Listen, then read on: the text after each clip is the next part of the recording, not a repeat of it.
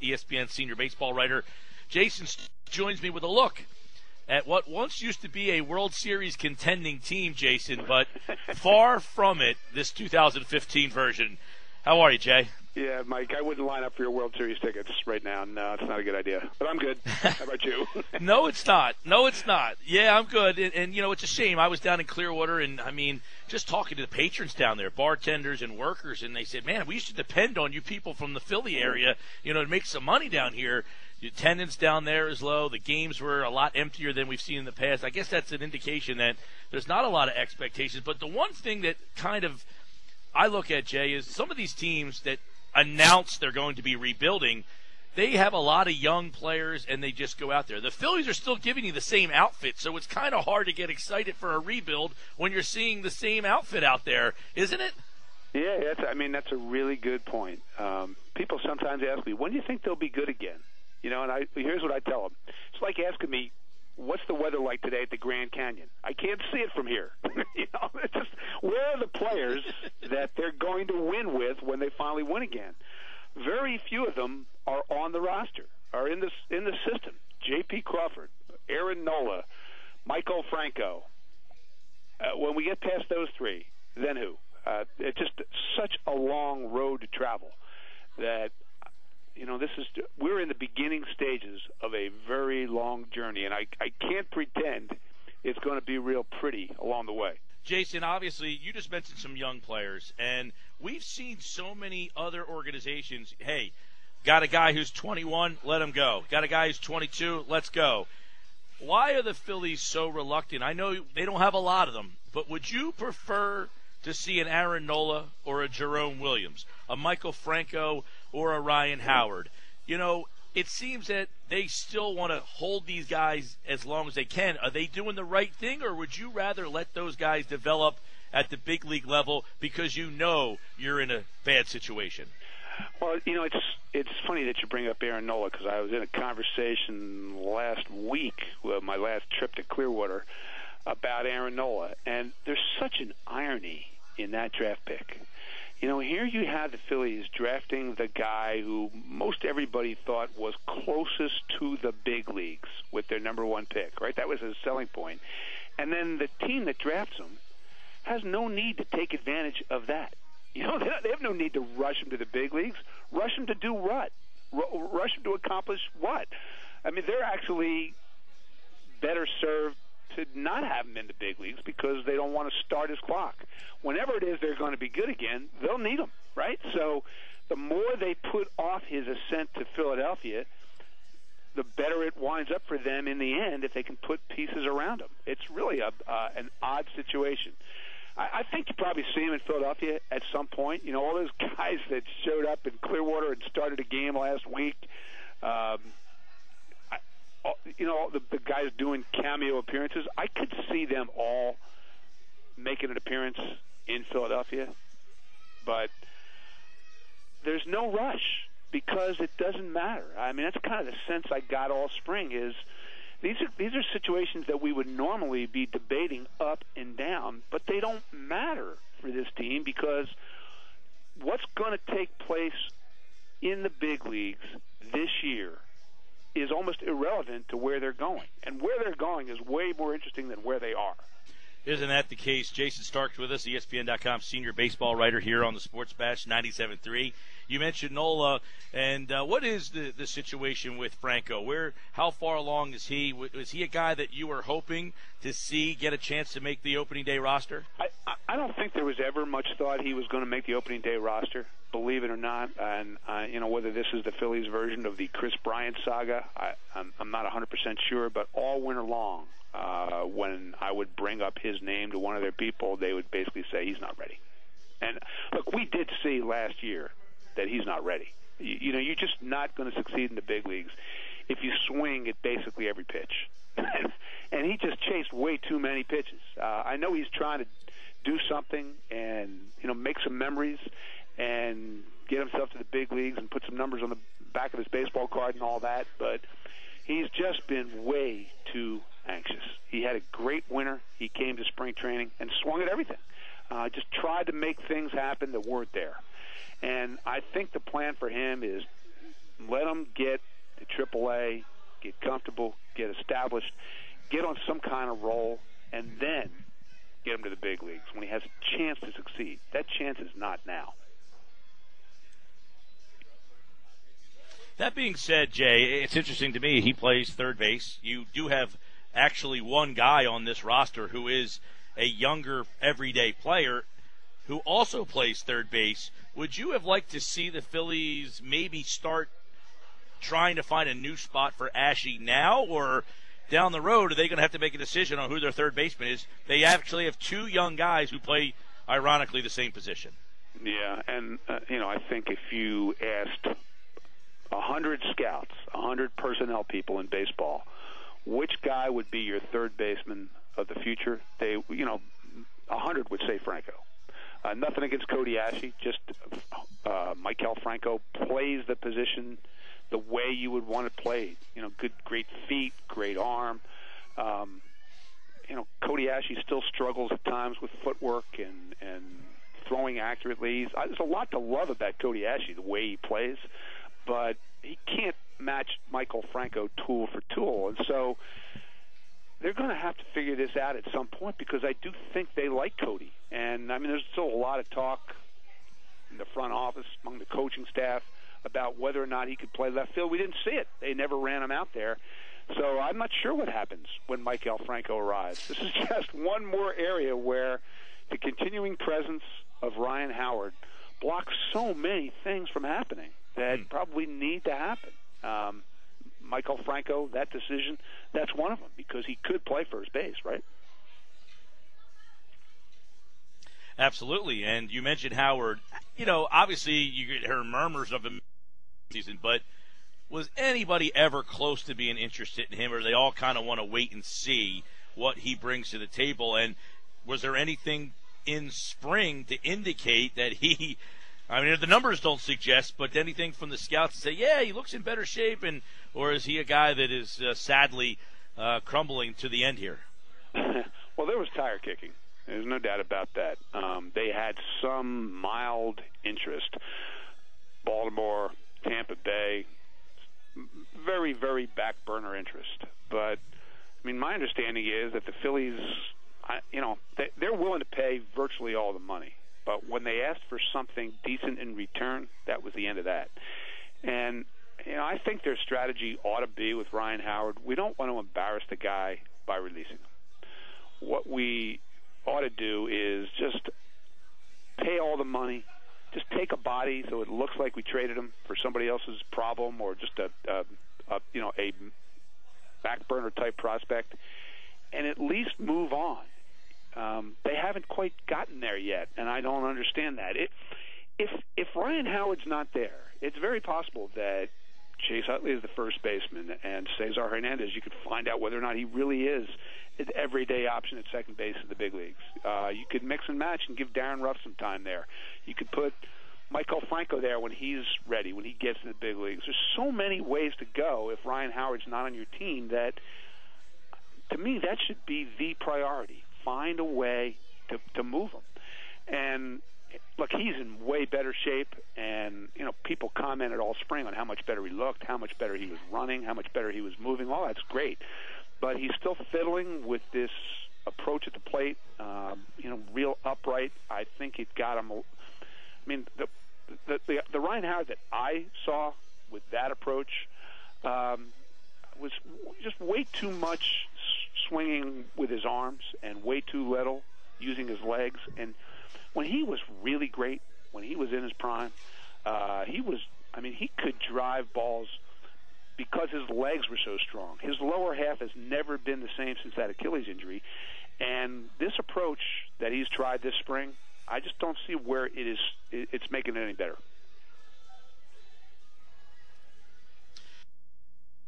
With us, ESPN.com senior baseball writer. The Phillies open up on Monday against the Red Sox, and they're going to have Cole Hamels pitch on Monday. How surprising is it that Hamels is here, and for how long do you anticipate that happening?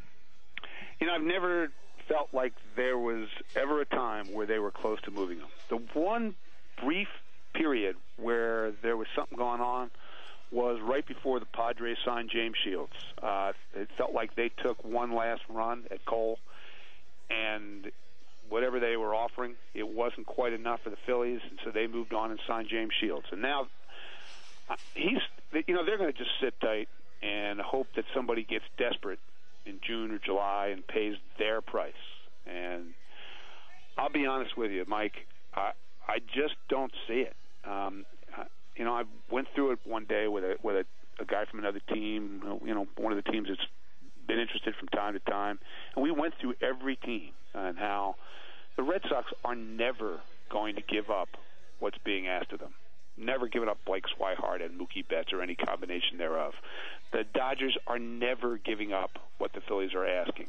The Cardinals are never going to give up, the jewels of their system and bringing a guy who's making more than Adam Wainwright. The Rangers are never giving up what the Phillies are asking. Ruben's telling teams that we got to win the deal. It's really hard to do business when that's the approach. And so, here's what I see. Look, maybe something is going to happen to one of these teams, one of these contenders with money, so it's a limited group in July where they say, we've got to pay that price. We've just got to do it. But my feeling is if the Phillies don't lower the price, then Cole's going to be here August 1st, and then that means when you look at all the free agent aces out there next winter, he'll be here next April 1st. Wow. So if that's the case, Jason, is that would you say that's a failure by the Phillies front office if they aren't able to get something? When you're in a complete rebuild mode and you have a pitcher where he is right now in his career, is that a failure if they cannot find a taker? Look, there's no deadline on when you have to do this.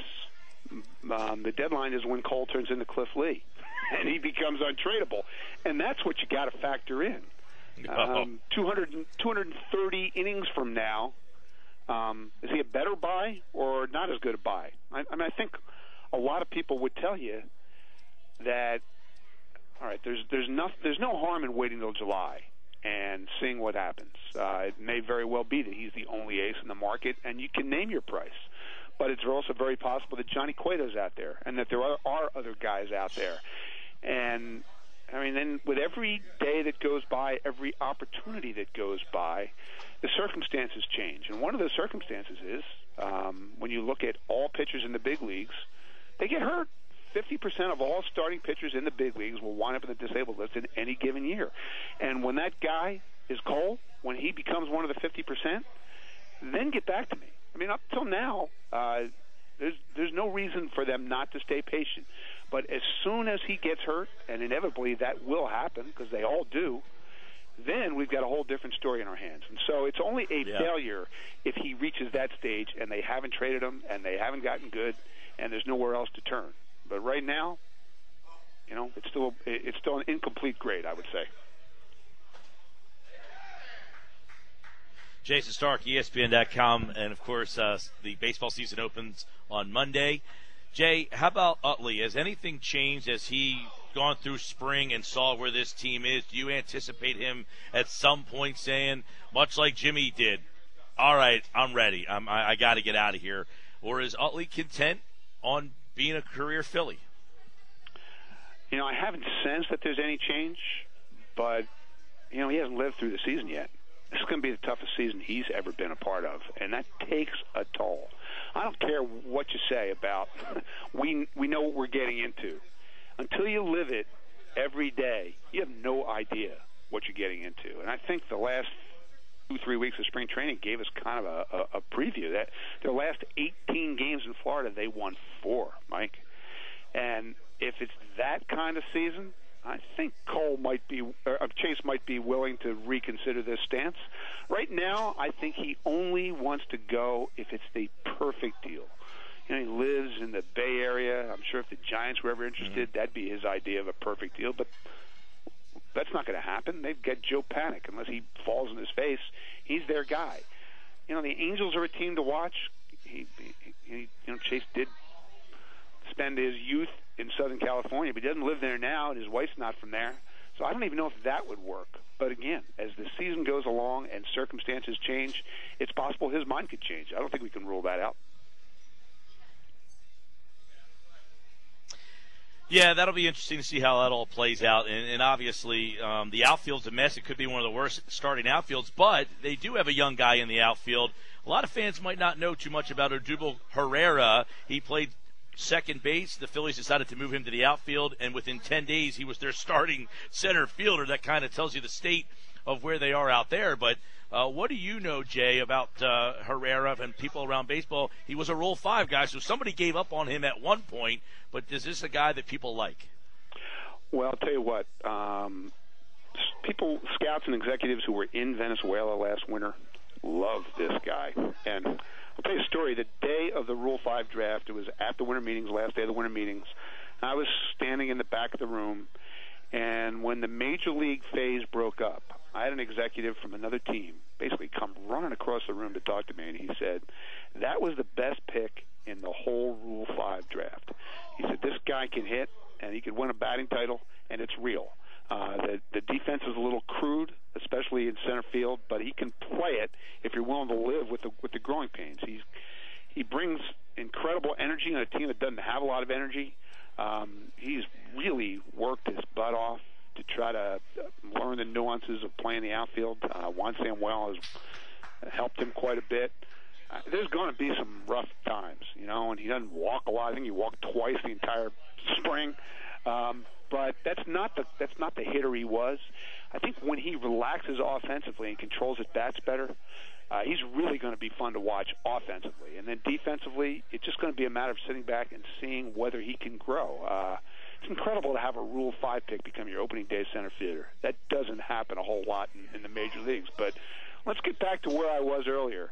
It doesn't matter.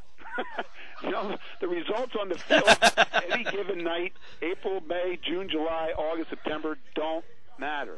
It's where they go from here that matters. And so a team like the Phillies, searching for young talent and energy, they have no reason not to live with what this guy's going to give them. Yeah, and you're right, Jay, and that's what's frustrating. So I know we kind of touched a little bit on this early. They don't have a lot of young players, but why a Grady Sizemore? Why a Jerome Williams? Why are those guys taking some at-bats and playing time away from anybody? Even if you say, look, it's just Darren Ruff. He's still in his 20s. Let him go play for 2 weeks while Brown's out or as much as possible. Why is a Grady Sizemore getting at-bats? Why a Jerome Williams? Is that frustrating for, to look at as a fan to say, you didn't need to make that kind of signing because it doesn't matter. So do they have guys that you would prefer to see than a Jerome Williams or a Sizemore, etc.? Well, somebody has to play, and that part of this is a failure of the farm system, particularly in the outfield. The idea that they didn't have anybody that they could plug in out of their system to man a single outfield spot is it's incredible, really. And when I watched Grady Sizemore this spring talk to scouts about him, they'd all kind of shake their heads and say, "Hey, we've always loved the guy, but he's done, or he's close to done." And the only reason that I can see that he is still on the team is that he had guaranteed money. There's no other explanation for it, because he certainly didn't play his way onto the team. He was outperformed by, all that, like that whole group of guys that they signed to minor league deals. Bogusevic clearly outperformed him. Cord Phelps had a better spring than Grady Sizemore. Russ Kanzler had a better spring than Grady Sizemore. Jordan Danks, who could easily make the team, had a better spring. I think they could wind up with Sizemore and Francoeur on the roster, despite just incredibly disappointing springs. But they need veteran presence around the young guys is their rationale. I don't see it. What I do see is one of those years where, you could have 60 players pass through Philadelphia at some point between the beginning and the end, because it's going to be a non-stop roster shuffle. One year in my fantasy draft, I took Jeff Francoeur in the second round, and I think 3 years later, Grady Sizemore might have been the first overall pick. But we're not in those years anymore, Jay, and unfortunately we're still watching those two guys play. We're not playing the 2006 season right now, pal. No, we're not. But unfortunately, it is going to be a long season, and a lot of it is watching what happens next. But one last take I want to get from you, Jay, is on Ryan Sandberg and, the job that he has him kind of put in. It kind of seems unfair that he got a lot of these veteran players. He hasn't been able to connect with them. He hasn't been able to connect with the young players because he can't play them because he got these old guys. Was he given inevitably a no-win situation? Nobody was going to win with the teams that he's been given. I will give him that. But that doesn't mean he's not on watch just like everybody else. There are going to be a lot of eyeballs on Ryan Sandberg and the way he goes about it this season. And, I know people have concentrated around here on the general manager. The manager's feeling the same kind of pressure. He's aware of it. It's really tough when you watch a guy walk in the door like he did after Charlie Manuel stepped down. So confident, such a clear vision about what he thought should happen and how it was going to happen, and watch that confidence erode through time as he's had trouble dealing with players, as he's had trouble running games. I think he's a great guy. He's really a tremendous guy. But he had a tough first year. It'll be really interesting to see how much he's learned from the mistakes he made last year because, let's face it, there are a lot of them. Well, Jay, a guy wanted to bet me 55. He wanted to take the under and gave me the over. What's the smart bet? 55 wins? Oh, you should take the over. I mean, yeah. Nobody loses 100. Nobody loses 100 That's what I figured, games in this day and age. It's hard to do, pal. This team could. Yeah, I was thinking Jayson Stark, everybody. I was thinking a fun prop bet would be the Phillies outfield versus Chris Bryant. Home runs. I'll tell you, that is home runs is right. That's another story that really irks me with the way baseball's set up. This is a game that really needs to get these young players to play, and they're holding them down. I mean, it's very frustrating. But Jay, we'll look forward to hearing you, of course, on Mike and Mike, and hopefully we'll talk some more here on the Sports Bash 97.3. Great stuff, and we'll see you soon, Jay. Great to talk to you, man. Thanks.